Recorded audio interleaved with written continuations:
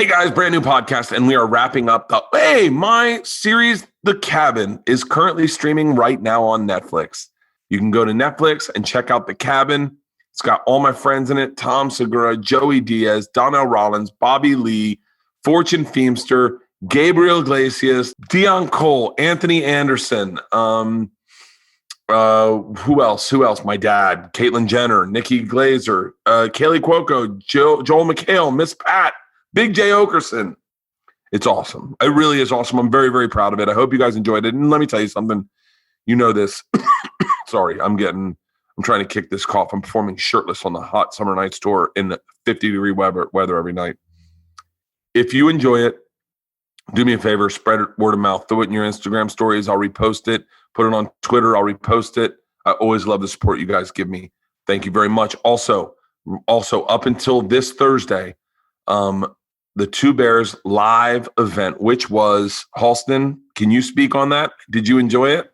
It was crazier than I thought it was going to be. Like, if you guys have ever watched Open Tabs, you have to watch this Two Bears live event. You have to. Tell them Tom surprised me. And I mean, I don't want to ruin it for you, but it's like, you should have heard it by now. Tom surprised me, and he got Owen Gray, my favorite porn star, to call in and be on Zoom. And I will tell you, you know me, the first thing I was like, I think one of the things I said was, I would love to drug you and read you. We talk about his porn. I mean, it's an amazing. Is it worth? It's a $10 rental, and you can rent it up until Thursday, and after that, it's gone. But would you say it's worth the $10, Halston? Oh yeah, I mean, absolutely. I just wanted to see. First of all, I wanted to see the tennis match, and then I wanted to see the dominatrix stuff. I wanted to see Tom's body without a shirt. It was great. We went to a dominatrix, and we hooked electrodes up to our dick and had her shock us at the same time through our dicks. And it did not let down. I'm telling you, me and Tom stood face to face with electrodes on our dicks, staring at each other, screaming, "Pineapple, pineapple." It's great. You can go to ymhvirtual.com. That's ymhvirtual.com if you want to watch it. It's a $10 download, but it's so worth it. I really believe it is so worth it. We're going to do more of these, but we're going to space them out. We don't want to blow our loads, so to speak. And by the way, she said to me at one point, the dominatrix was like, I can make you come in your pants in like 2 minutes. And Tom and I froze, looked at each other, and we're like, I mean, who says no to that, right? But we both did, because we're married men and we were very respectful kind of our wives. Anyway, ymhvirtual.com to get the live Two Bears, One Cave. Check out The Cabin, streaming right now on Netflix. I have 4 dates left: St. Louis, Toledo, Cleveland, and Chicago. Those are my dates left for the Hot Summer Nights Tour. I'm so sorry. I've also added, me and Tom are doing the Rose Bowl on the 28th of October. On the 6th, I'm in San Francisco of November. On the 7th, I'm in, I think technically it's Sacramento, but it's like it's called something else. Hold on. I'll tell you what it is. I'm in Burlingame, California on the 7th. On the 20th, I'm in Reno. We have now added shows on the 21st. The Reno shows have sold out, so we've added shows on the 21st in Reno. And on the 28th, I'm in Escondido, California. And that's it. That's it for my touring. Once I do Escondido, I'm wrapped. I will not be touring because I perform fucking shirtless like a moron, and I'm freezing my dick off, and I don't know how I'm going to do the rest of these tours. But that's the deal. So go to bertcast.com, whatever. I don't know. We got a few reads today. This podcast is brought to you by BENEBONE. Let me tell you something. We just got BENEBONE in the mail as a sponsor, and we opened it in the man cave on my Instagram stories, and not realizing that I was putting them to the test, that I was literally taking their product and going, what do my dogs think about it? I would never have done this. I wasn't even thinking. And my dogs loved BENEBONE. And it's crazy because they're not crazy for just any chew toy. Izzy loves balls, but man, they went nuts over BENEBONE. Keeping a dog chewing and busy and happy is good for their teeth and their brains. And restless dogs tend to chew on all the wrong things. I know that I've got some sneakers I'm worried about, but with these BENEBONEs in the house, I swear to God, and I wanted to call them and go, how did you do this? I mean, they went nuts from the second we opened the packaging, and they have not stopped. They are going through these BENEBONEs like crazy. They're in long-lasting, chew-flavored toys that with real food that dogs absolutely love. Instead of pumpkin spice this fall, give your dog the flavor they genuinely crave, like porky goodness of real bacon, plus chicken or peanuts. Like I said, they're long-lasting chew toys that come in unique designs that make them good chomping all day long. BENEBONE is a small family business that takes pride in doing right by people and dogs. Unlike other corporations in the industry, everything is designed and sourced and made in the U.S. And with their happiness guarantee, you can reach out for help and connect with a real person quick. Like I said, my two dogs, Priscilla. I just said Priscilla. Oh my God. Fuck. Priscilla would have loved BENEBONE. Oh, Izzy and Mac love BENEBONE.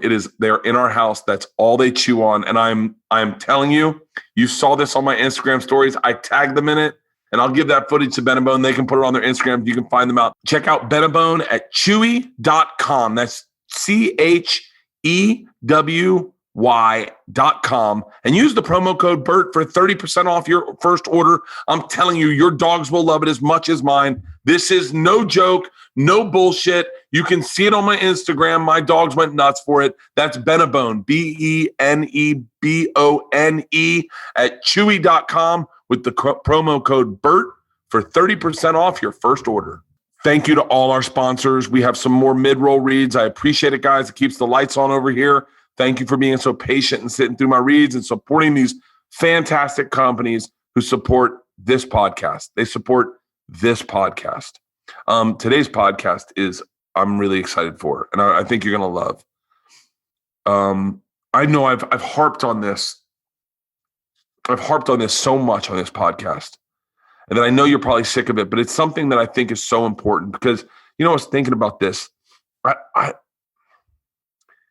only put the good people on my podcast. I don't put a lot of shit dicks on my podcast, little fucking assholes. Like, they don't make it on my podcast but I don't want to sit and talk to them. That's ultimately it. And by the way, you get a lot of that in our business. You get a lot of bad people that are kind of like a wolf in sheep's clothing because they come off as nice people on stage and then they do shitty stuff in the shadows. And you don't get a lot of that because I was very lucky, and I'll talk about this a little bit on the podcast, but I was very lucky, and I didn't think it was luck at the time, but to have somewhat of a career and then have it kind of taken away from me, or have to reassess it and then start from scratch, because you got to find out who the good people were, like meaning the people that made eye contact with you and treated you like a human in our business. And then the people that thought you were a loser, that they were like, oh, he's 40 and he's not got a TV show anymore or whatever. I mean, I don't know how old I was when it happened, but like, and he doesn't have a special or whatever. Like, oh, he's never going to make it. I'm not going to waste my time on him. I hope that this is connective with you in your life, in that you have people like that in your life where they relish in your failures, and because it makes them feel like they succeed. I hope you have those people so you identify that when there are people that want you to succeed or treat you like just like a human, you can celebrate them, because that is who we have on the podcast today. Eric Andre, and I'm going to tell him this in the podcast, is a great guy. He's a great guy. We hung out, and now granted, I didn't grow up with him. I didn't live with him in an apartment. I know him from just a simple few interactions, and he treated me at a time in my life when I was pretty low and pretty lost. He treated me like an equal and like a human, and he didn't need to. He had a hit TV show. He was literally the darling of the entertainment industry, and he was a grounded, awesome individual who made me feel good about myself, and I had an honest conversation. He does not remember that entirely, but I'll remind him of it, and you'll hear him remember that moment. And by the way, he didn't do anything special, and that's what I want to point out to everyone. He didn't do anything special. He just was kind and nice, and that's it. That's all you got to do sometimes. And those stories may not. New York Post isn't going to write a story about Eric Andre taking some time to hang out with a 42-year-old comic who was lost and made him feel good about himself when Eric was like 31 at the time. But those are the stories that should be written. And I hope that I celebrate Eric in this podcast enough, because he's amazingly talented. He's uniquely driven And he's got a vision that not every comic has for comedy, and it's beautiful. You need more of that. More different is more good. More good, Jesus, is better. He's got a special called Legalize Everything that's streaming right now on Netflix. He's got a movie coming to Netflix with Tiffany Haddish and Lil Rel, I think. He'll talk about that. And most importantly, he has one of the most groundbreaking shows on television with the Eric Andre Show, a show that is literally always redefining itself and trying new things and being different. For Christ's sake, I think on season 5, he shaved his entire fucking body. So he's an out there dude, but more importantly, he's a great dude. He's a grounded dude, and he is a fun guy to talk to. He just texted me 2 seconds ago, Halston, and was like, he goes, Eric A., let's drink. We talk about his new hotel, his new bar he's putting in his house. He gives us a little tour of his house. We talk about music. We talk about his parents. We talk about my parents. And we talk about that one time we met up in Montreal where he made me feel human. It's crazy, man. Ladies and gentlemen, without further ado, stand-up comedian, actor, probably author, musician, and all-around great dude, Eric Andre. He's the man, the myth, the legend.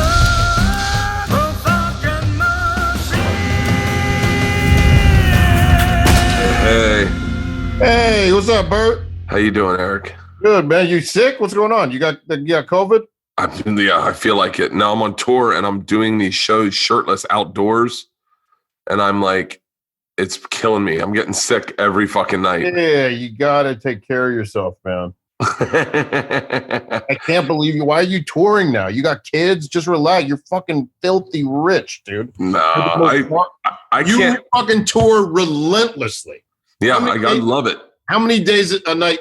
A year do you do? How many dates a year? I mean, if out of COVID, almost every. I mean, I'll go for like 3 months straight. What's the average? Like non-COVID time?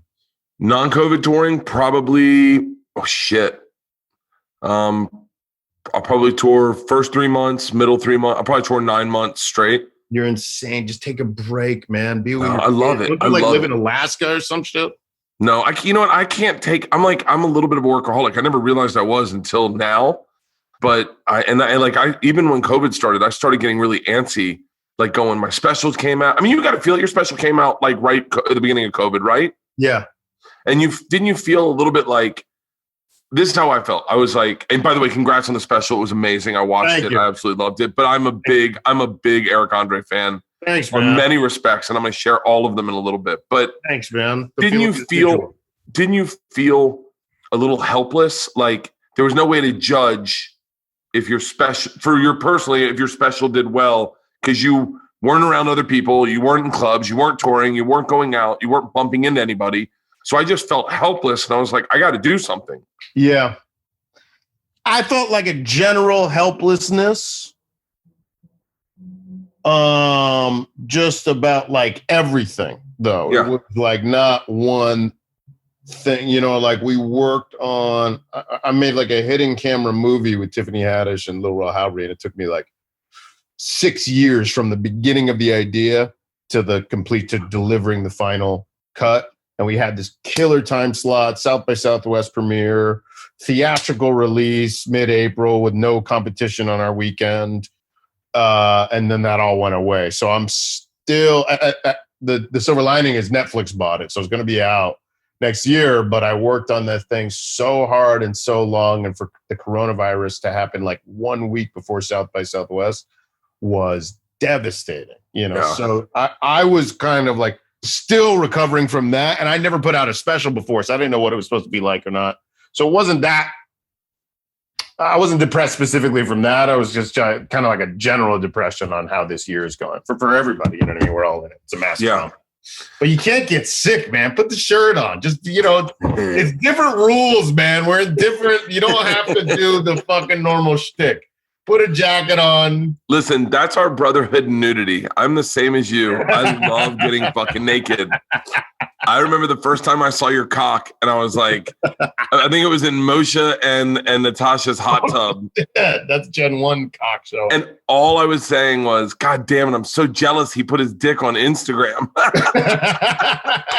I mean, it's never too late, man. Oh, my dick got taken down immediately. Put it on. Oh, of course. I thought the rules were we could put dicks on when I saw yours, and I put mine on, and it got pulled immediately, and I got shadow banned. I was like, is it because mine's so small and his is perfect? Aw, thank you. I'm sure you got to find fucking. No, I have a horrible banana. one. So can I tell you? Can I tell you? Live in the woods? Where do you live? No. I live in LA. Oh, don't you have like a log cabin or something? Oh yeah. I have a TV show called The Cabin on Netflix streaming right now. Thanks. You don't Eric. live out in there. You don't live No, out. I don't live there. We just have it. Yeah. Where's the cabin? Cabin's in Malibu. It was the cabin we shot at's in Malibu. Yeah. Oh, I'm thinking you're in like fucking British Columbia, like you're in the woods. We cheated it for British Columbia. It was Malibu. It was. That's how we could get everyone to go to it because it was literally 25 minutes away from where everyone lived. Right. Shit, I thought you seem like a mountain man. No, I'm the very opposite. I'm soft, bro. I'm soft, self-absorbed. What if you came across a cougar or mountain lion like on a hike? What would you do? It depends. That's really interesting you say that. Me by myself, panic, run, do the wrong thing. Me with my kids, oh, bro, it's an interesting vibe. The second I had kids, I no longer was afraid of the ocean if they were in it. I was no longer afraid of the outdoors if they were with me. Like there's a weird confidence and calm that comes over you when you have a kid. And like we went snorkeling in Bali, and they just dropped us off on a reef and let us float the reef, and which I would have been terrified to do. Right. But because I was with my kids, I was in like protective mode, and I was oddly calm. And I really, it's bizarre. Hormones are like released when you have a kid. Maybe, but I am a coward. I'm a legit coward. Yeah, me too. Any animal. I don't like dogs. I like, besides dog, I don't like a single other animal. When people are like, "Oh, this animal might go extinct," I'm like, "Good riddance. Get rid of all of them." I'm afraid of fish. Like I like every animal. It's like fucking terrifying. Bees. I live in Echo Park. I live in like a hill. I got like possums, raccoons, skunks. It's a nightmare out there. I don't even go outside at night. Now, how long have you lived in Echo Park? I've been here for 4 years. Really? Yeah, I bought a house. You were a Brooklyn guy for a long time, right? I was in Brooklyn, yeah, and then I moved to LA. I moved to Echo Park in 2009, 2010. Then I moved to Hollywood, and I lived in like a shithole shoebox apartment. And then I got a job, and then I bought a house in Echo Park. Moved back to LA. So when you were doing the Eric Andre show, the whole time you were out in LA? Yeah. We started like I made a pilot presentation on my own that was very, very, very, very, very low budget. And that was when I was like leaving Brooklyn to come to LA in 2009. So the beginning of it and like the writing of it and all the street pranks we film in New York. So like it's very much like a New York show, but the studio stuff we shoot in LA and then the street stuff we shoot in New York. You seem like a person that's impervious to criticism, meaning you're very sensitive. Really? Yeah, that's opposite. There's some, like, it's weird. If a comedian I like criticizes me or like a friend criticizes me, I fall to pieces. But if it's like some like, I don't know, tvguide.com or something, I kind of think it's funny. So it depends. Yeah, because I mean, when you do something like the Eric Andre show, it is so independently your own stride that it feels like, and I've never been that guy. I've always felt like I've been trying to get in on something good. But when you do that and you are so uniquely you, it seems like anyone's criticism, and you can bravely say like, you just don't get it. And I feel like sometimes I go, oh, no, they got me. They just don't like me, you know? Well, thanks, man. Yeah, I set out to like make the show I wanted to make, and I knew that it wouldn't be for everybody, but like I got to be me, you know? As Sammy Davis Jr. once said, I got to be me. So I'm curious, what were your influences when you were younger that kind of spoke to you making the Eric Andre show? Because I have to say this, and I know everyone listening is saying this, it really is a great piece of television that you make. And I, like I said, it's one of those shows that had I found it in college, it would have defined my sense of humor. You know what I mean? Man. Wow, that's high praise. Thanks, bro. My influences are a lot of cartoons. I loved Ren and Stimpy, Beavis and Butthead, Space Ghost, and I loved a lot of mock talk shows. I love Tom Green Show. I love Ollie G Show, Jiminy Glick. I love Jackass. I love Chappelle Show. Those were kind of like The Simpsons. Yeah, that's kind of what I grew up on. That's crazy. Yeah, and Chris Farley. Chris Farley's a big influence, and a lot of wrestlers. I grew up on a lot of WWF, Hulk Hogan, Junkyard Dog, Macho Man. It's a lot of. They were like, "Why do you scream so much?" It's like I listen to like death metal, punk. I watch wrestling, and I love Chris Farley, and they're just like screaming, Roddy Piper. Like that. Those are my influences. It's interesting. I know you're from Florida, right? Yeah. And it's interesting because I'm from Florida also, and we get such a rap for being a certain type of person. Wait, where in Florida are you from? Oh, wait. I'm Tampa. You're West Palm, right? Yeah. I love Boca Raton. Yeah, Boca Raton. High school in West Palm. Yeah. West Palm. That's what kids would do. West Palm. Wait, can I tell you a secret of why I love you? Why? So, do you remember when we first met? I remember it like it was yesterday. No, here, let me tell you. I don't remember. I'll tell you why. It's funny. You don't like. It's the reason that assholes, when people go, God, that's so crazy. I didn't know Mel Gibson was an asshole or whatever. But you see that behavior all the time. He doesn't hide it ever. He's always an asshole. And then sweet people often don't get credit for being really sweet people. But they are always sweet people. You can't take that away from them. So Montreal, probably like 5 years ago, I'm guessing. Do you know when you were there? I was there in 2010 and 2012. So I'm going to guess 2012. I go there. I have no reason to be there. I'm doing one show. I'm not doing any show that's important. It's my manager's got me on a show just to be there. I'm still way too old to be at Montreal without a purpose, I feel like. I literally was lost. I want to say my Segura had all this stuff going for him, and it was like really exciting for him. And I was just on the sidelines, really just drinking at the bar, not doing anything, wondering what was going to happen with my career. And me and Ari Shafir were on the bus going to the airport, the van, and you jumped on, and you were just you were in a very contemplative mood, but you were very like talkative and friendly. And then we all went through security, and you ended up getting breakfast, and I ended up getting drinks, and we all sat at a table. Oh yeah. And we sat and we talked a lot. We talked about your parents. We talked about your beliefs on being single and was it relationships. you had to drink like 20 drinks before you got on an airplane? That was me. Yeah, you drank so fucking much, so quickly, so calmly that I was like, "This is a professional alcoholic." Yep. That's me. That's it. You got it. And yeah, I remember that. It's all coming back to me now. Is that and so we spent like an hour at that restaurant. I was drinking. You were eating. And we hadn't met until then. We had not met until then, and you weren't. What you weren't was the guy looking over someone's shoulder. You were the guy that looked someone in the eye and talked to them and had a heartfelt conversation, was genuinely interested and listened. And out of a whole week of shit, I had a great conversation with this dude.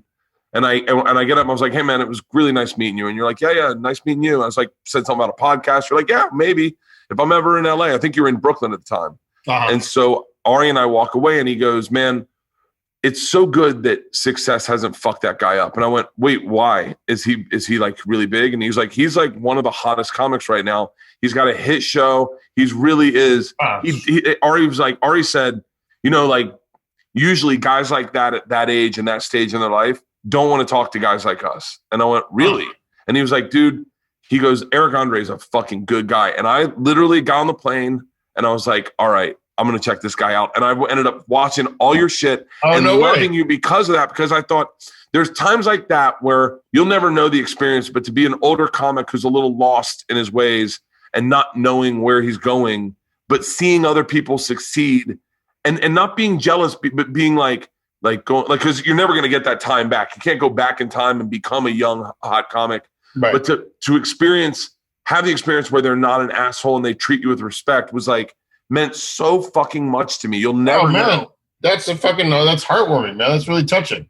I didn't know. Yeah, I was like so in awe. I have such bad anxiety on airplanes and with turbulence that I just like was loving watching you drink. And I was like, he's got the right idea. I'm too uptight. I need to drink more. Why am I like drinking 4 coffees and getting on an airplane and I'm miserable? Why don't I loosen up, drink my fucking brains out and get on the airplane? Now I'm like a big Xanax guy on an airplane, but well, that's really touching, man. Thank you. I appreciate that story. Yeah, I remember having a good time with you guys. And, we just sat and giggled and we talked about, have your feelings about relationships changed? I would say maybe not. Maybe they've gotten more nuanced, but I would say this about being a dick and not being a dick. When I started doing comedy in Boston was my first year. Every comedian, not every comedian, there were some definitely cool ones, but there was so many assholes. And I was coming from music school, and musicians are really nice. Musicians are gregarious because you need camaraderie to start a band. You need to have, there's very little like, you can't be a solo artist when you're starting out. You at least, even if you're like a solo artist, need a backup band. So musicians are very nice, just genuinely nice. Comedians are very mean, and it really fucked me up. They were like very mean and depressive and dark and fucked up. And it was like, I was like, oh, these people that I grew up admiring or thinking like, oh my God, a career in comedy, that's going to be so fun. They were so nasty to me my first year that I was like, I never want to be like that. And it wasn't like, and I'm not fucking nobody's perfect. Everybody has bad days. I'm not saying I'm a fucking saint. I'm not Mother Teresa, but I'm saying like, I just remember meeting all those curmudgeon, bitter older Boston comedians that were they were like bummers. And then I moved to New York and I met some bitter motherfuckers. I met some awesome motherfuckers, but I also there was also some psychos and some bitter motherfuckers that I was like, that's so shitty. Why be like that? Like, get the fuck out of here. Like, grow up. It's almost like an immature, like to be like brooding and nasty. It's like, get the fuck out of here. You know what I mean? Like, we're all trying our fucking best. We're all trying to make people laugh. Like, I don't know. There were just such rotten motherfuckers I met like the very beginning of my comedy career that I was like, I never want to be these motherfuckers. These are miserable motherfuckers. Well, it's interesting. You'll never get the experience, like, thankfully, to be. I got the opportunity to be both sides of the fence. What do you mean? Do you still drink like that every time you're on an airplane? I don't fly anymore. I got a tour bus. Oh shit! So you just planes are out. I haven't flown. I've flown once since COVID, but I still drink a lot on planes. But I'm saying if you have a one-off gig in Juneau, Alaska, you're gonna get on a plane. You're gonna get on a tour bus. Or Hawaii. Yeah. If I go to Hawaii, I will drink. I've gotten a lot better with my drinking. I think Sober October was after that. That was a phase when I was like in a clip of drinking because I was lost. I was depressed. I had just gotten off Travel Channel, or I was about to get fired from Travel Channel. I didn't know what I was doing with my life. I hadn't done a special yet. What's your drink of choice? Tito's and soda. Although I just listened to you on Whiskey Ginger maybe a month ago, but I listened to you on Whiskey Ginger, and you made me feel like I'm really dropping the ball. You're like, oh, I ground up an ancho chili, put some agave in it, a little rum, and I'm like, what the fuck am I doing? I need to really step up my game. I'm building. It's not built yet, but I'm building a bar. That behind me is a bar in my house. I'm building let me get a wider shot. Hold on. You can't, it doesn't look like anything. They're in the middle of building it, but that's the fridge. That's the freezer. I got a marble guy coming in right now. He's going to put a marble top on it. That's great. I ordered like a gold vein mirror, like a Frank Sinatra kind of old school mirror. I'm getting some brackets up here. Here's the sink. So I'm getting like a homemade bar in my house. Oh, that was my quarantine activity, learning how to make cocktails. We just bought a new house, and in it is a old 1930s like oak bar that was in the living room, and that's awesome. Put into the living room next to the fireplace, and we pulled it out and we're saving it and we're putting it back in. And I was saying to myself, just keep my liver healthy long enough so that I can use that bar. I'd like to thank our sponsor, Whoop. We know a lot about a lot, and 2020 has been a rough year. We know that we're all trying to live healthier lifestyles, but we don't know a lot about ourselves and how behaviors impact us. I know that I am ignorant. I was ignorant before I started using the Whoop. Now I know myself on a deeper level with Whoop, a fitness tracker that provides personalized insights into your body's recovery, strain, and sleep with actionable feedback in real time. Know when your body is recovered or when it needs rest. The first thing I do in the morning when I wake up is I pull up my Whoop app and I check to see how well I slept.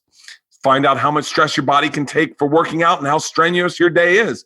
I know for a fact that when I get on the treadmill, I hit the strain coach and it tells me when I've done enough work and tells me how much my body can handle from how much I was rested the night before. Find out how much sleep you need to get and how well you slept. The insights Whoop provide are literally next level. They can tell you how certain things like taking CBD, drinking caffeine, drinking alcohol affect your sleep and recovery in a way that is just next level, and it allows you to optimize your behaviors. For anyone looking to build a healthier, smarter habit, Whoop is a no-brainer. For my listeners, Whoop is offering 15% off with the code BERT at checkout. Go to whoop.com. That's WHOOP.com and enter BERT at checkout to save 15% off. Get to know yourself on a deeper level. Unlock yourself with Whoop.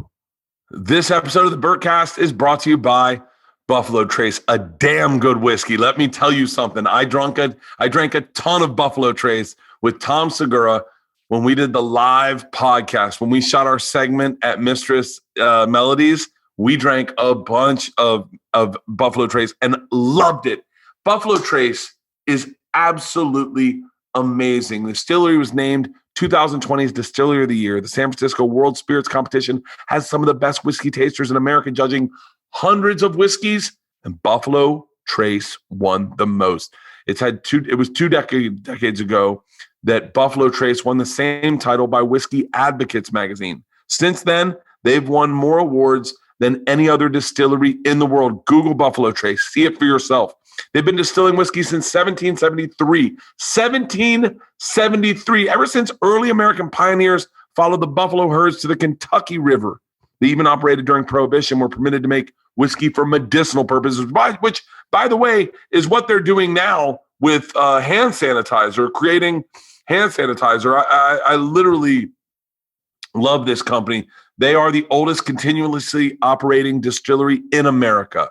Buffalo Trace's distilleries has experienced more than its fair share of adversities, floods, fires, recessions, wars, prohibition, and they have endured them all. Like I said, they're making hand sanitizer now. The pandemic is not slowing them down. God dang, their Buffalo Trace motto is stand strong. Think of the damn buffalo. The buffalo is the epitome of strength.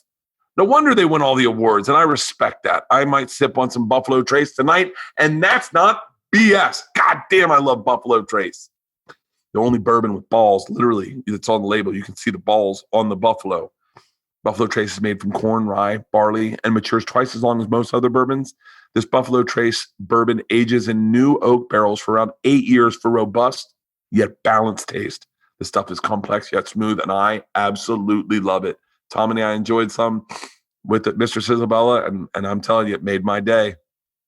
Distilled, aged, and bottled by Buffalo Trace Distillery, 90 proof, Franklin County, Kentucky, Buffalo Trace, American, family-owned, and independent. But like I was saying, you'll never know the experience of being. I mean, when I was young, I had a deal at like my 6 months into comedy. I got my first development deal, and so there was a bunch of like jealousy and cattiness. So that toxicity I experienced young with young success, and then moved to LA, and people hated me for no reason at all that you didn't know why, and then it went away, and I became like a jobber where I just literally worked for Travel Channel, and then was kind of lost. And then I had the opportunity to be, I call it survivor's remorse, where you are with your friends that you started with and no one's really making tons of money and you're watching people take off and you're kind of just hanging out doing spots and you're wondering, will it ever happen for me? And you're thinking, probably not. Am I cool with this? Like, am I cool just living, doing comedy and paying rent and mortgage? And it's crazy. I was very cool with it. I was more cool with it than I think other people were cool with me being cool with it. I mean, like club managers being like, so what, are you just going to do this until you're 50? And I was like, by the way, I'm going to do it past I'm 50. Like, I'm going to do this until I die. Yeah. And then I got a second splash of success that was and then this is where the survivor's remorse comes in, is you get to find out, and this is why I will always champion anything you do, and I sincerely am a fan of yours, is you get to find out who really is cool. Right before that second splash of success, you find out who's a genuine, real great person. And I got my list. I got my short list. And they're motherfuckers I'll always support. Moshe Kasher is a fucking ride or die motherfucker. He is solid no matter if you're famous or a failure. He is your friend. Yeah. And so I think I guess I'm lucky, that way. But yeah, you're right, man. The toxicity. So what music? Tell me about your music. I'm curious about you going to music school. I played music since I was a little kid. Since I was 5, I played piano and drums and tuba and cello and all this stuff. So I played upright bass in high school. I went to a Magnet Arts high school program, public school. And then I got accepted into Berklee College of Music in Boston. So I learned jazz bass for 4 years. I was playing the Seinfeld bass line for 4 fucking years. And then as I was finishing college, I was like, this is a huge mistake. What the fuck was I thinking? The fuck was I thinking? And then I switched to comedy. And you switched? Then I switched to comedy, and I'm like, what the fuck am I thinking? This is a bigger mistake. Do you play music at all now? A little bit. I have a program called Ableton I'll fuck around on, or I'll go downstairs. I have a music room in my house, so I go downstairs and I play here, I'll show you. I never give a tour, but I go downstairs. I don't know if you can see. I love your house. Thanks, man. Look at this. Oh, legit. Yeah, so I just bought this probably like a year ago. I have my old bass I sold to make but this is the music room. It's kind of a mess because I'm working on the bar upstairs. I got this is all my alcohol. Oh my God, Eric. That's going to move, yeah. Jesus. Yeah, that's going to move upstairs. Oh my God. Yeah. I don't even think my booze collection could rival that. I'm going ape shit in quarantine, dude. I got every fucking, like Eye of Newt, you know what I mean? Witch's Brew. But yeah. Do you live by yourself? I live by myself. I'm dating a young lady, but we haven't, she hasn't moved in yet, but live by myself. Should I have kids? Should you have kids? Yes. Oh, how old are you? 37. Oh, I would always say yes. The experience of having kids is so unifying with society. Like you really form empathy that you can't form when you're single. And I'll tell you why. My friend Ari Shafir, who you know, is a broken motherfucker, right? And it's because he's a bachelor. He's never had to compromise with anyone. So when Ari drugged me, I don't know if you know this, but Ari drugged me at my house in front of my kids like a year ago. What? He slipped me Molly in a drink. And I'm like 46 at the time. I'm like, Ari, did you check with my cardiologist before you did this? And he was like, I did not. And I was like, does this counteract with any of my medications? He's like, hey, maybe this was a misstep. But in Ari's brain. What's your medication? Are you on SSRIs? You're on antidepressants? No. I'm on blood pressure medication. Oh, Jesus. Yeah, exactly. And so, but what's interesting is Ari, and I love Ari. I will always love Ari. And my wife hates his guts. He can never find compromise. But he's like, I was like really upset. And he was like, it was cool. It was funny. It was a joke. It was a joke. And you're like, so I think sometimes if you stay a bachelor too long, you have a hard time compromising. What you find is like, what I know how to do is make myself happy. And that was about to happen to me. Then you have kids and you find an empathy for the average person where you connect on this weird thing of having a kid. You go through this societal thing where everyone had it happen to them too. Black, white, Puerto Rican, Mexican, Lithuanian, you name it. I remember the first time I ever realized it. I was at the LA Zoo with Georgia, my oldest, and she was a baby, and we were looking at the walrus. And there was a Mexican dude with a son, Georgia's age, and we both were trying to get the best view of the walrus for our kid, which happened to be this one little spot. And me and this guy shared the spot to show our kids. Like I did a little bit and then we switched out and we didn't communicate about it. We just did it. And he had like tattoos on his face and fuck the world tattooed across his neck. Yeah. We didn't have a lot in common, but we didn't even speak. We shared this one little spot. And I remember, of course I was young, so I wrote a dumb joke about it. I was like, he looked at me like all gang bangered up, Dodgers hat, white shirt, pressed Dickies. And he was like, fucking walrus, huh? And I was like, and then I was like, hey man, that's really cool. We can hang out like this. And he's like, I know. And he was like, hey, I'll see you in the parking lot. I'll stab you outside. And that was the old joke.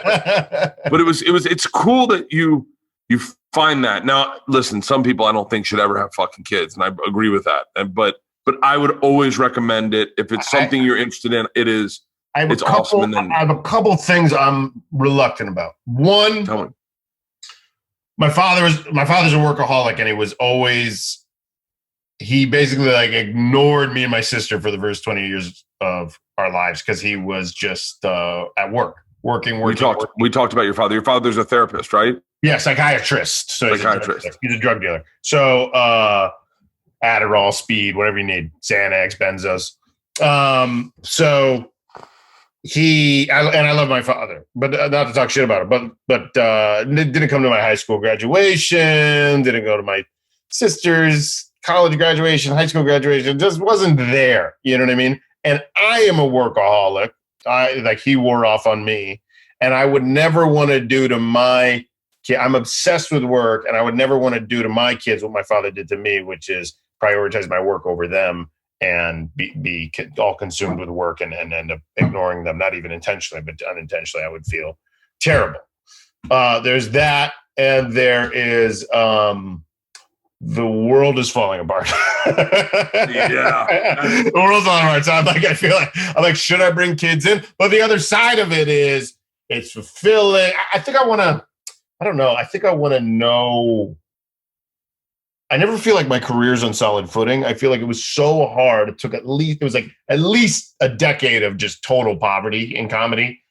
That like even now that I've had a show for 5 seasons and I have like somewhat of a career, I still feel like at any point, like it's too good to be true. It's going to get taken away from me. So because of that, I'm like, I can't have kids because then I won't be able to afford them. What if something happens? And it's a little bit of a paranoia, but kids are expensive. That's the other thing. So I go through it in my head a lot, but then I'm like, do I want to be old and alone and not have that experience, or maybe I can adopt kids, or I don't know.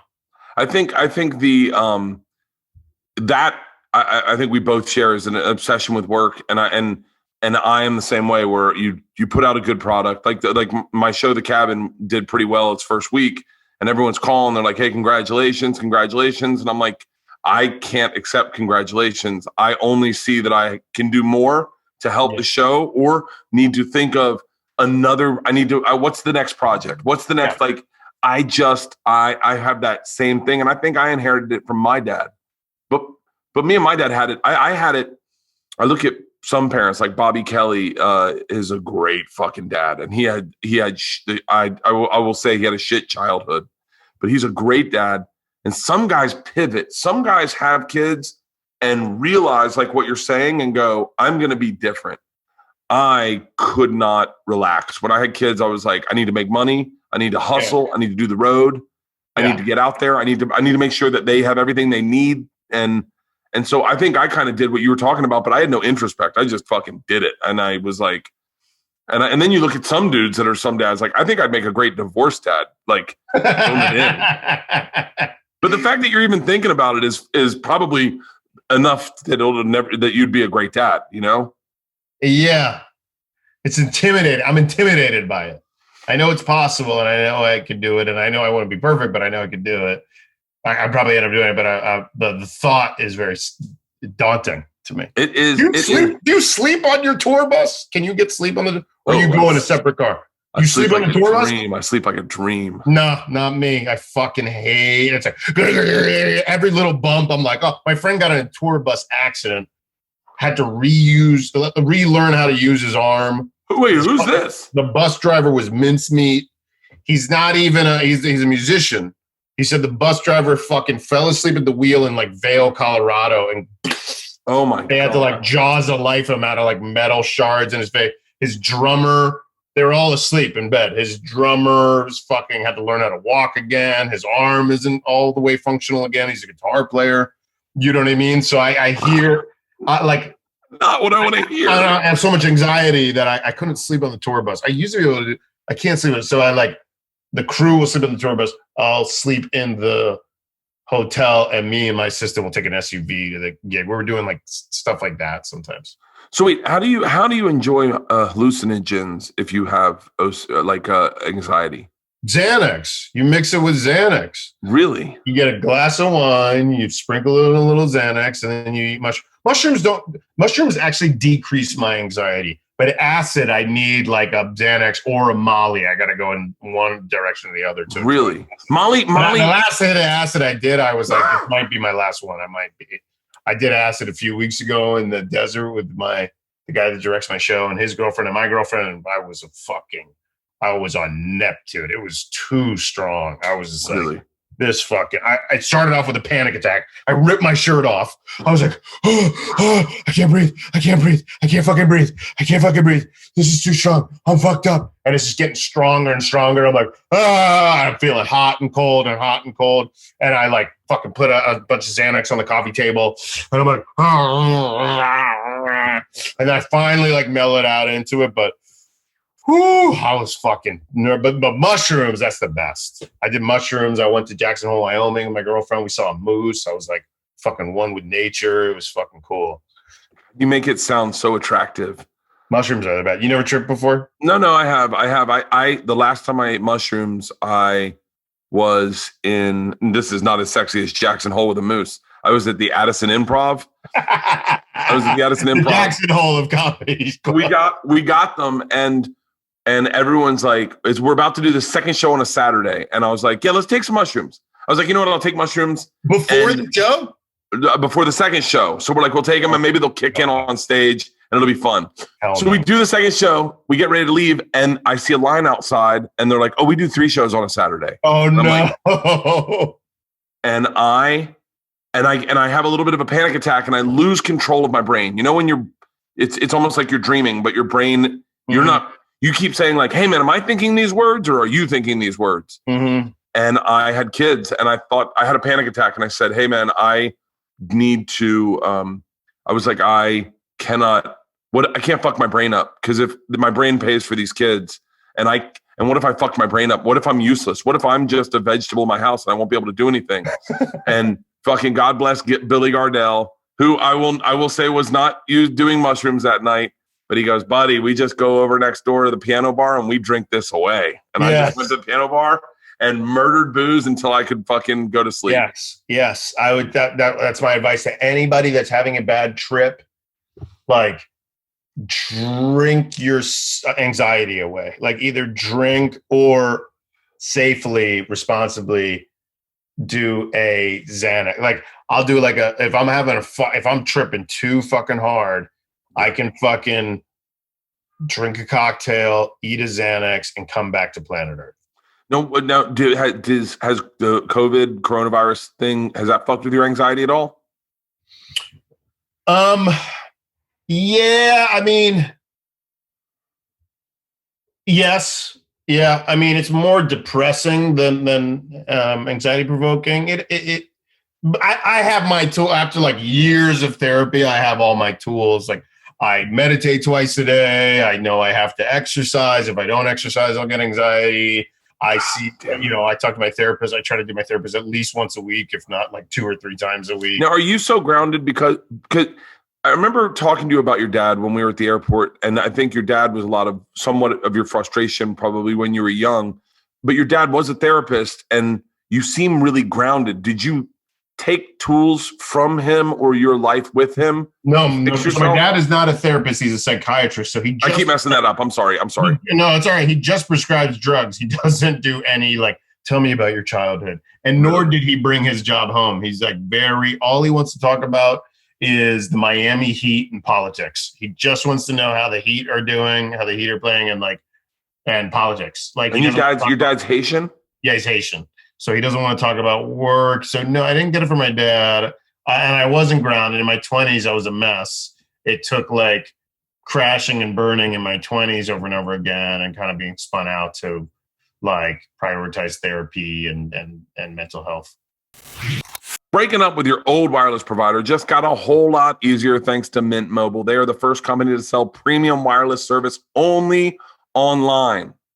And now Mint Mobile is introducing their unlimited data plan for just $30 a month.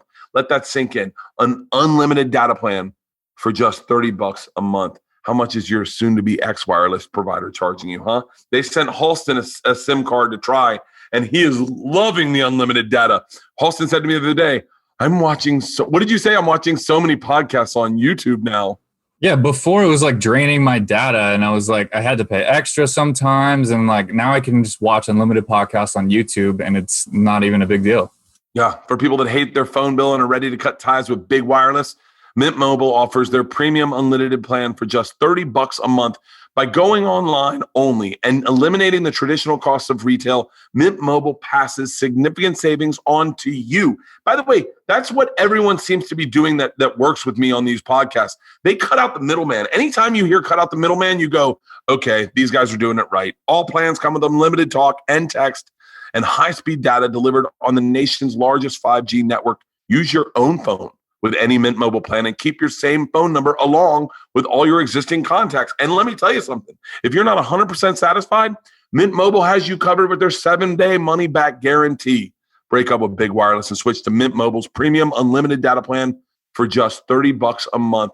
To get your new unlimited wireless plan for just $30 a month and to get the plan shipped to your door for free, go to mintmobile.com/Bertcast.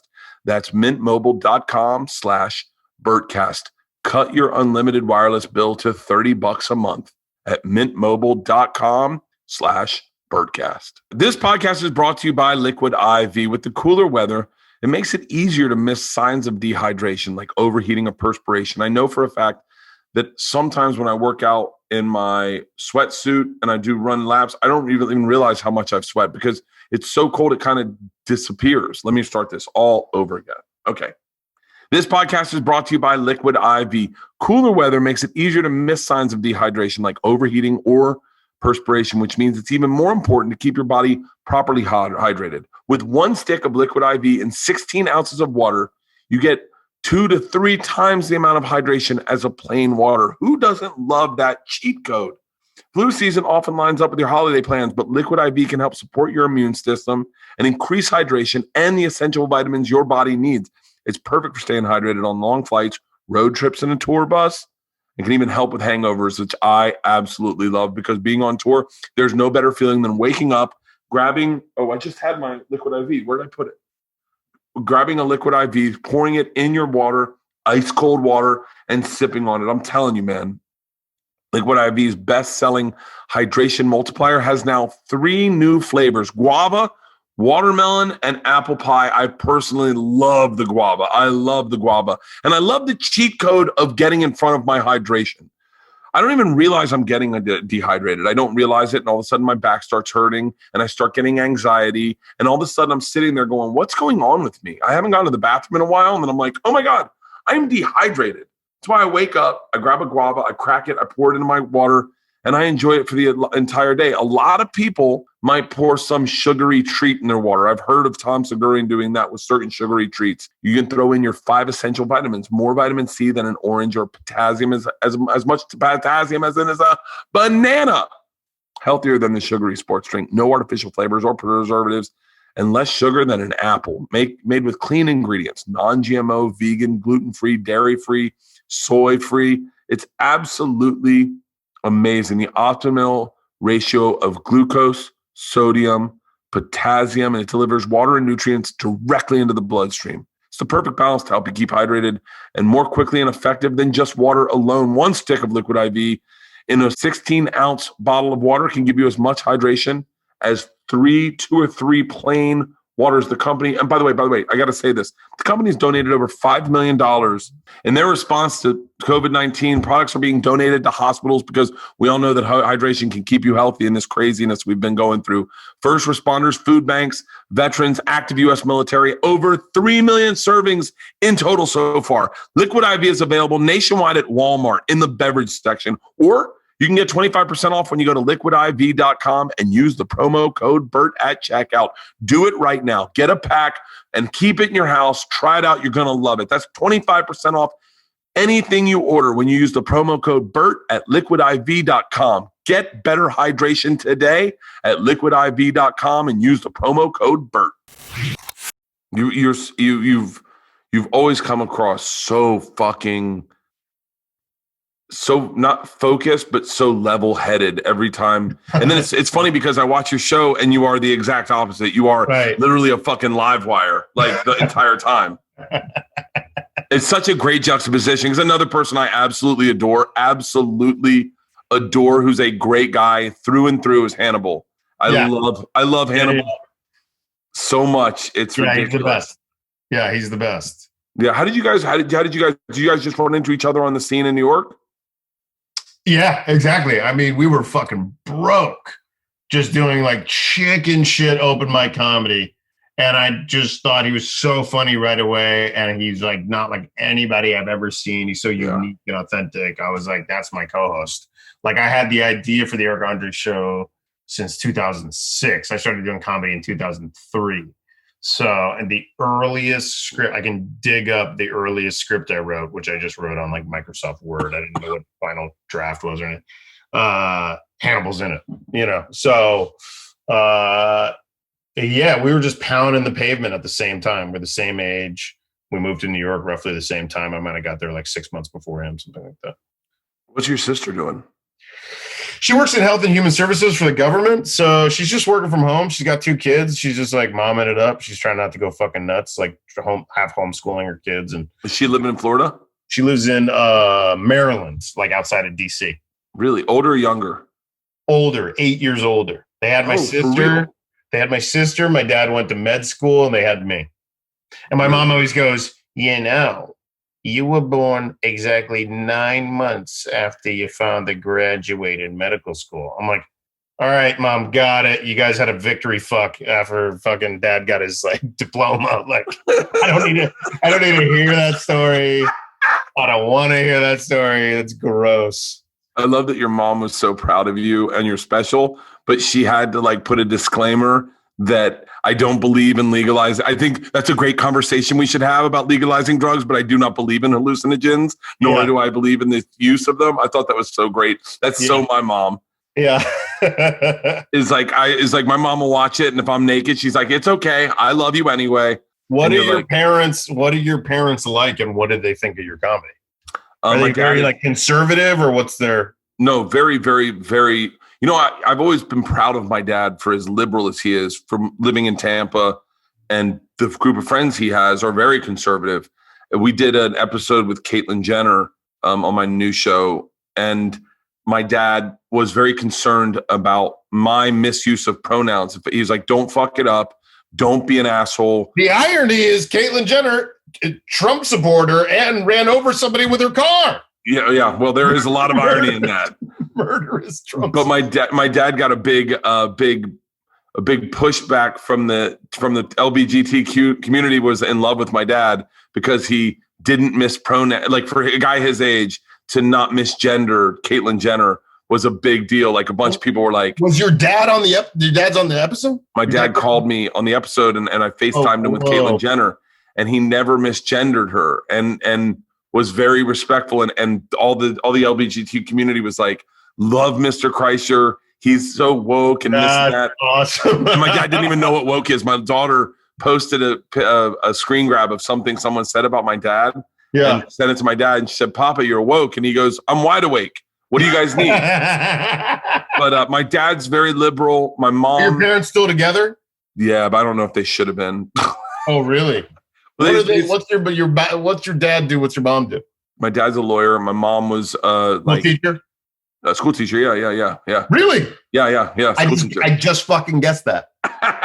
Every single comedian I know, mother's a school teacher, dad's either like a doctor or a lawyer. Yeah. But more often than that, mom's a school teacher. Jon Stewart, mom's a school teacher. I think Chappelle, mom's like academic. Bill Maher, I think his mom was a school teacher. I know Jordan Carlos, same thing. Dr. Dad, school teacher, mom. it's people that value education have comedian kids. I think so. My mom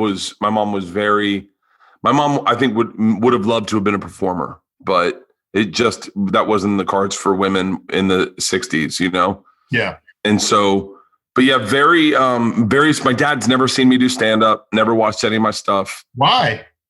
Just makes him uncomfortable. What? Yeah. Just makes him uncomfortable. Come on. Really? Really, really, really. Like just That's makes him very. No. You know, it's so funny. You just figure your own work around emotionally around stuff like that. You're like, you know what? It gives me the freedom to do whatever I want on stage, not knowing full well that my dad will never see it. So I can say whatever I want. Does he not want to hear curse words or your sexual exploits or not? Like, you know, what is it? So I think my dad, I could try to figure it out, but I think, and I know this a little bit because it's going on with me and my oldest daughter.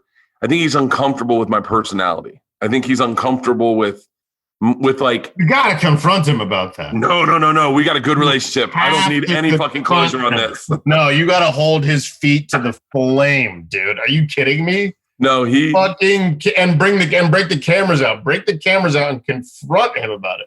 My dad watches both Eric Andre show and my stand up like this. He's like very like stressed as he watches it, but he just like forces himself through it. He's like, I really don't want to see my son naked. I really don't want to hear him talk about doing drugs, but he just bites the bullet and he watches it. My dad I was in Tampa doing Tampa theater.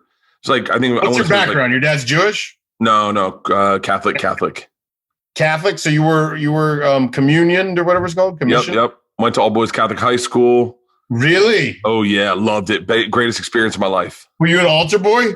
No, never an altar boy. So did you eat the communion, skin and blood of Christ? Of course, I loved it. I do Hail Marys and shit. I dialed whatever the fuck Catholic religion does to OCD. I fucking connected with it, like saying prayers. I still have my miraculous medals on. No I still say prayers before I You got fly. the rosaries? Oh, I all of it. I loved it. it. No. Lose my virginity. Thought I got her pregnant. Church for 1 month every Sunday. I loved it. I was like, this will fix it. Yeah, my dad. I was at the Tampa theater. It was like 2,000 people or whatever, and my dad came out on stage and ripped his shirt off. So there's a part of him. No way. Wait. Like, yeah, Your dad's never seen you, yet he came to a show and ripped his shirt off? He could not listen to me. He sat in the green room and he was like, I'm going to do it. It'll be funny. It'll get a big kick. So my dad's a little bit part of a ham, ran out, took his shirt off, ripped it off, and then said hi to everyone and then went and drove home. How did the shirt taking off? That's fucking incredible, by the way. By the way, I feel like start? How did the shirt off start? Just being on the road, being like bored and a little depressed that, you know, that you're like in Columbus for 7 shows and there's no one in the crowd and you're like, and you miss your family and you feel like you're not going anywhere. And you're like, for me, it was a way to like get dialed into what the point of comedy was. And that was to be silly and have fun. And so I used to rip my shirt off and kill a beer. Right. And then everyone would, and then I would just giggle to myself. I'll play a good song to get on stage too. And I'd get in a good mood. And then it was a mind changer. And I'd have a great time. And then one night I was in Columbus, oddly enough, and I ripped my shirt off and I put it on the mic stand and I got something organic happen in the room. And I did like 15 minutes with my shirt off. And then I went to put it back on and this woman in the back row goes, keep it off. And so I did my show with my shirt off. And someone I really respected was in the room and was like, I got to be honest with you. I couldn't have done 15 minutes with my shirt off. You did an hour with your shirt off. That was impressive. And I was like, really? He goes, well, you guys, your material is so good. I forgot that your shirt was off. Like I was listening to the stories and I was like, you know what? I thought it was like the greatest compliment. And then I just started taking my shirt off, just taking it off and doing it all the time. And then it came to a place where I was really uncomfortable with the shirt on. Like I'd wear a shirt and I'd start sweating. Like you could see me sweat. And then I was like, fuck. And then I did the Showtime special and they did not want me to do my shirt off. They were like, keep it on. And I was like, I can't do it with it on. And so I did it with it off and they were right. No one watched it. People changed the channel immediately. They were like, this fucking is horrible. This is not what I signed up for. But that machine story went viral and my shirt was off. And so people connected the two. It was almost like Judah Friedlander has his hat, or someone like Steve Byrne wore a suit all the time. And all of a sudden you go, oh, it's the guy in the suit. And so I remember right after that, I was at a bar. It was like an identifying.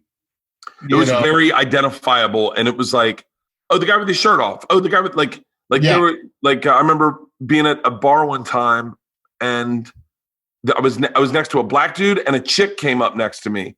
And like older black dude, right? Older black dude and a chick came up next to me. And she said to me, I know you. She was really attractive. And I was like, no, you don't know me. And she goes, no, I do. Did we go to school together? And I go, no. I said, I'm a comedian. She goes, no. And I said, no, I don't know what to tell you. And she goes, how do I know you? I was like, I can't tell you.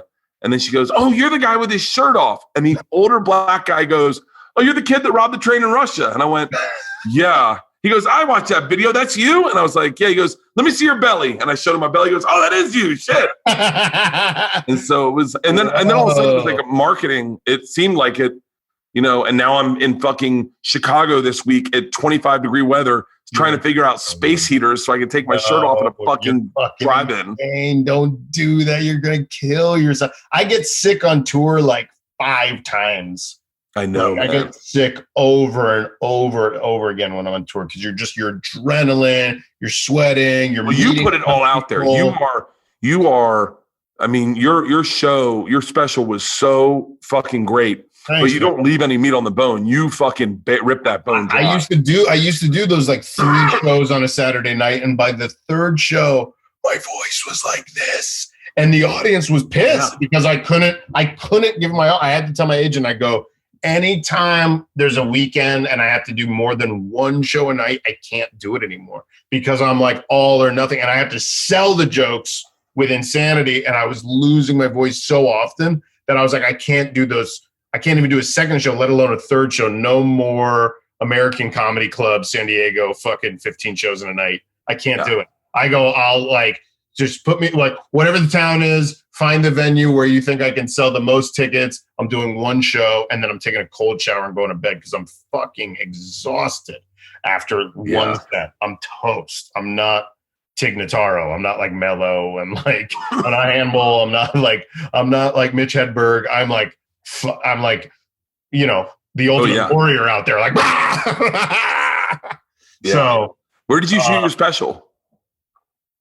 When or where? Where? New Orleans. Oh, wait, what theater? Was that the Joy Theater? No, it was a theater that it was only used for music and raves. It was called Republic. Really? So they never did comedy there. Oh, it was a beautiful theater, man. It was a beautiful cool theater. Look, and I knew, and because they never had a comedy show there, I was like, nobody has done this for their special yet. Like we picked one spot we were looking at earlier in a different town. It was like such a cool look, and I think Kanane did a special there, and we were like, oh fuck, and it would like look. It was like I didn't want to step on anybody's toes. I wanted to have my own unique venue. So that was a great find. And New Orleans was the only city besides Las Vegas that we skipped on tour because New Orleans and Las Vegas are kind of hard towns to sell for a guy like me. Like New Orleans, you're competing with a lot of entertainment. Like if I was Kevin Hart, I'll do Vegas. But like you're competing with a lot of entertainment, and those are like big cities that you think they'd be an obvious stop on tour, but my agent decided against it. But because of that, I did like, fucking a million cities last year. And then as we were like, we wanted to film the special at the end of the tour, I was like, oh, New Orleans is perfect. We'll do a small venue. And like, it was perfect. Yeah. New Orleans is a tough comedy town because there's no clubs there. So they're not trained to go search out comedy either. Yeah. So, well, I'm going to get you out of here, but I'm going to talk real quick about what you want to do in the future. Because I know a guy like you kind of probably has ideas of like where they see themselves. And I always believe in putting it in the universe because I know that like all the people that I've worked with listen to this podcast. So I'm always curious, what do you like? Where do you see yourself in 5 years and in 10 years? I'm of 2 minds. I get a little superstitious talking about. I don't like talking about something until it's happening, but I would say my answer would be I'm doing a lot more animation now, more than ever. I want to get more into the animation space. I want to keep my show going. I want to do my show until the wheels fall off or Adult Swim gets sick of me. And I want to, I just did this narrative hidden camera prank movie, Bad Trip, that's going to be out on Netflix next year. It's supposed to come out this year, but COVID happened. So I want to do more. I'd love to do more of that, but I'd also like to just seek out directors that I love and like do weird fucking like, wait, when the fuck did they make this movie kind of shit? Like shit where people did not see it coming at all. And that's as like close as I can get to an answer without getting superstitious. Like I get like, I'm so superstitious, man. It's so fucking crazy. I'm not religious at all, but if I see a black cat or a ladder, I'm like, don't break a mirror. Like I've been lifting my feet above railroad tracks in a car since I was 11 years old. It's obsessive compulsive like thought, right? Isn't it OCD? Yeah. Oh. That's what it is. Yeah. It's OCD. It's like if I don't fucking tap this toaster 5 times, my whole family will die. Don't get me started. Do not get me started. Kind of shit. I like have to fucking when I'm like really nervous for like filming something, you should see me in the bathroom. I'm like doing a rain dance. I look fucking insane, like tapping fucking things and like walking out of a door and back through a door over and over again. I'm like Rain Man. Do you see yourself doing any serious movies, serious acting? I would if I liked the director and I liked the script. I wouldn't do it just to do it. It would have to be like a badass director that I really like. What's your next hairstyle? I want to grow because I got bald for season 5 of Eric Andre's show. I want to grow this out, big fucking Afro-Brazilian blowout, like huge, like Earth, Wind, and Fire. Like, that's great. I think that's it. I think it's you got great hair, man. I wish I had your hair. I'm jealous. Thanks, you do. You do. Yeah, I got aging white man trying to hold it together hair. Oh, okay. Well, I know a guy. I got a couple guys for you. I can bring that shit back. I got a guy. I wish. I can make that hairline moonwalk forward again. I would love it. Well, listen, man.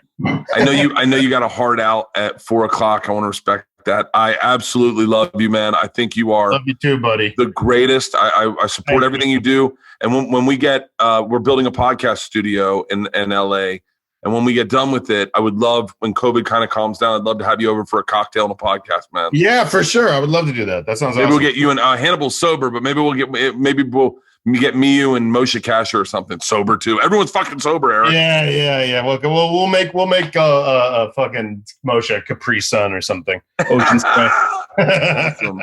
Well, hey, continued success, brother. Thank you for doing this. Thanks, man. Good to see you. Love you, buddy. It's awesome. Love you too, man. Stay safe. Talk to you soon.